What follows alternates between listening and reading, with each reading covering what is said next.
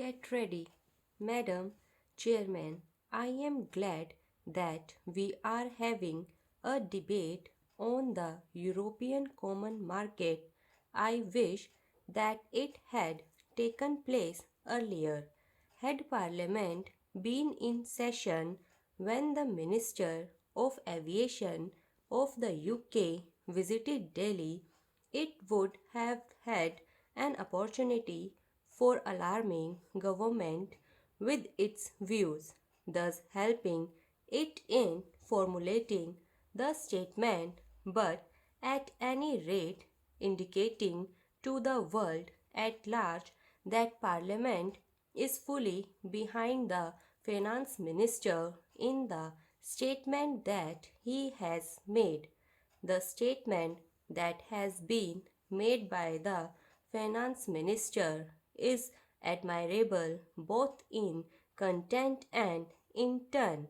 The problem that faces us as a result of the emergence of the common market of Europe cannot be bypassed whether we like it or not. The future is with continental economies and the emergence of the European Common Market of Europe is one of the steps in this direction.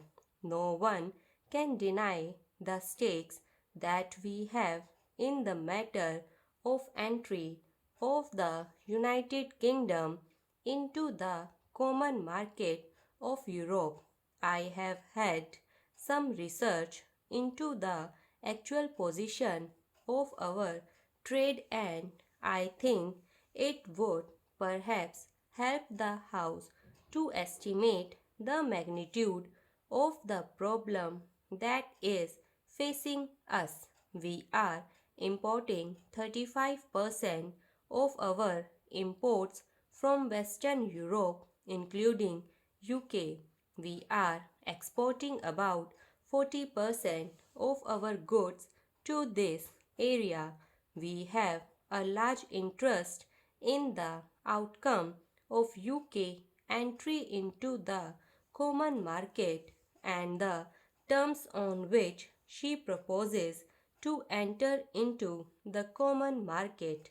In the present circumstances, we cannot visualize what the terms will be, but we know that our stakes are great and we have already indicated our deep interest in the terms which the UK would be able to negotiate.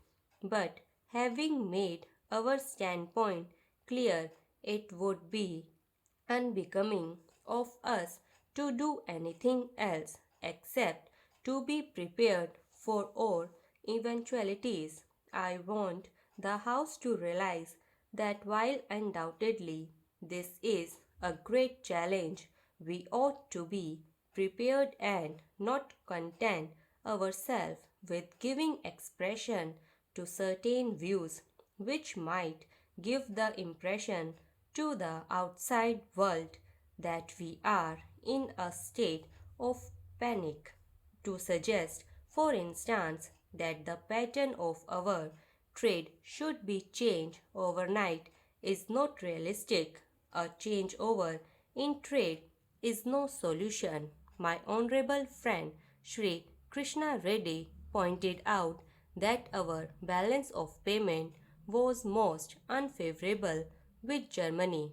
I know that it has been unfavorable, and while partly this is due to Germany imposing very high tariffs, let us realize that we have had to depend for aid and capital from the developed countries, no doubtly Germany, and as much our balance of payment is bound to be unfavorable, it has been recommended by my friend that we ought to think of the pattern of trade being changed so that the Eastern European countries might be our main customers. Before us, the advantages of rupee credit and rupee payments are dangled. I only want to sound a note of caution. While it is true that from the point of view of our immediate difficulties, rupee payment offer a solution in the sense of import not being a current draft of our foreign exchange resources. We ought not to suffer from the delusion that we are getting something from nothing, nor can we think that these rupee payments which are made may not work to our disadvantage. I do not propose to go into this question today since the issue that merit consideration are different. I hope that Parliament will have an opportunity of discussing the whole scheme of rupee payments on some other occasion so that we might have an opportunity of weighing the advantages and disadvantages of such rupee payments.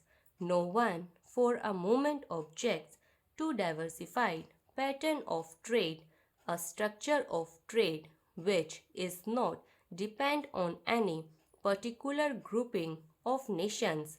We have emphasized to a certain extent this diversified structure of trade. Probably in the future we have to emphasize it even more. But what is the position today?